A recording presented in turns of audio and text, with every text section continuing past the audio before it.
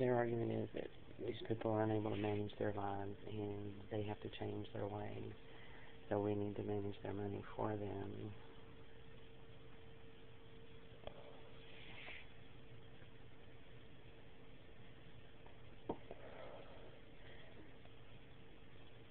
Even if that were a true statement, they would say that, people become uncooperative and they don't want to continue in the treatment program and stuff, and it's their way of disciplining their clients that stay there by making them pay fines and stuff, so to give them an incentive to be cooperative and do what they're supposed to. And if they know they're not going to get their money back,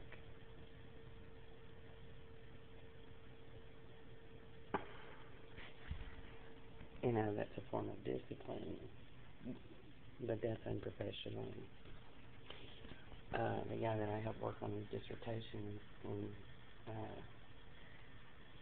psychology had 20-some odd years of experience in clinical treatment of severely disabled people, and his dissertation was on treatment teams and managing people with severe disabilities and rehabilitating them. His whole goal was to teach them how to live well, to be mentally well, manage their symptoms, and become self-sufficient and independent.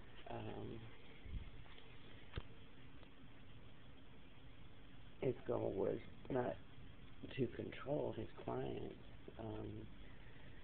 One of the main precepts of his approach is that the client has to be cooperative in the treatment program, and that the professional treating them has to recognize their choice when they choose not to be cooperative and they choose not to follow the treatment plan as prescribed. He does not fine them or take away their bank account or their money because they fail to follow his treatment plan.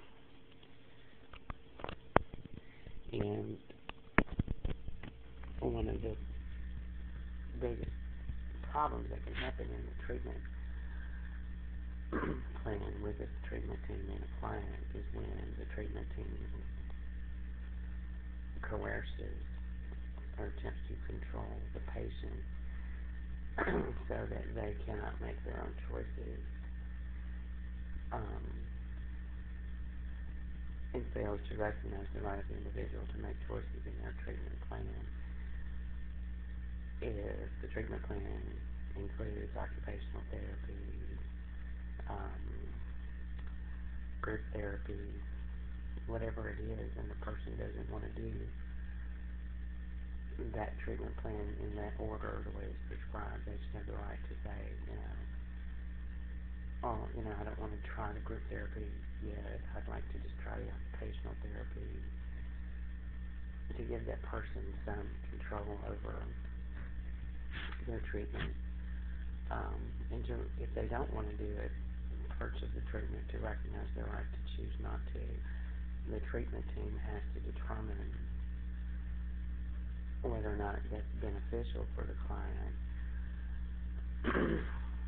and whether or not they wish to continue as professionals due to the fact that individual may choose not to participate in the treatment as prescribed, and they may or may not withdraw from that individual or, cease to treat that individual as a result of their choices. But they have to, above all else, recognize the right of that individual to make that choice. And when that individual makes that choice, they have to accept that choice. They can't do coercive things to force that individual to accept their treatment. They can't take their money from them or do anything else to, force them to accept treatment, because when you do that, you destroy the required cooperative nature of a treatment plan, and that individual, once is put in that position of being forced to be cooperative,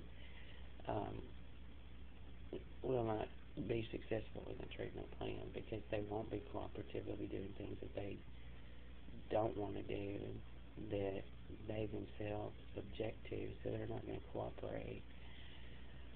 And it's not going to benefit them. And if you're taking their money from them to force them, that's only going to cause them feelings of hopelessness.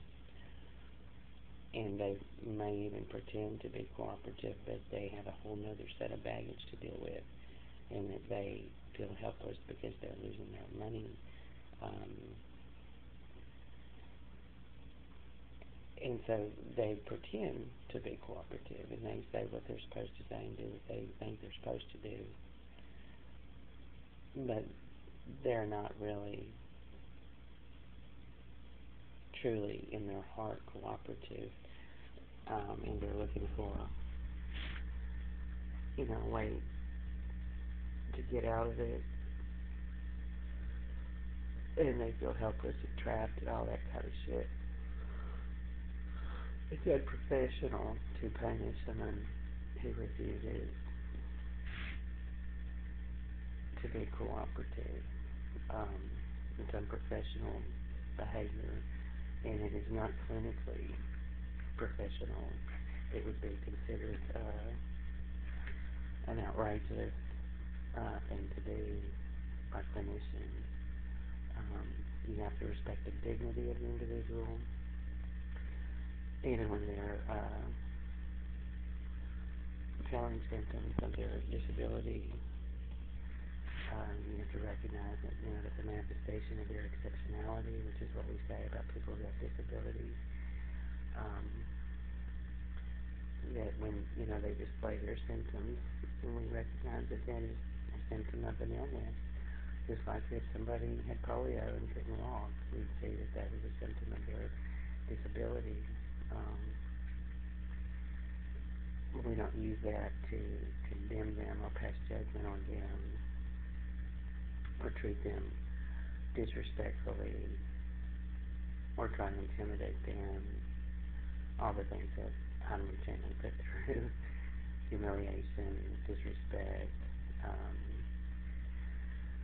Those are things that professional psychologists don't do.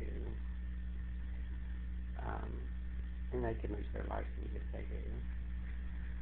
So, taking money from patients as a penalty, that's not anything that even comes close to being professionally prescribed etiquette for a treatment team. And disciplining them because they're uncooperative in that manner is unprofessional, and it's outrageous conduct.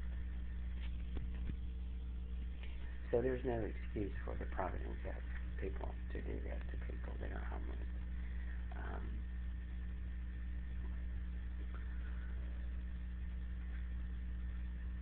And even if they agree to it when they walk in there, they're homeless people.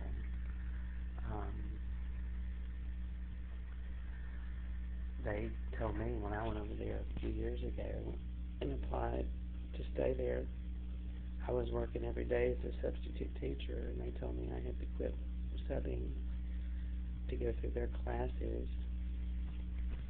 which were on budgeting, how to manage a household, stuff like that.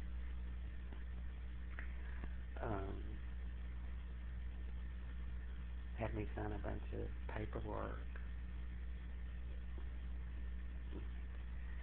for access to every medical record I ever had, and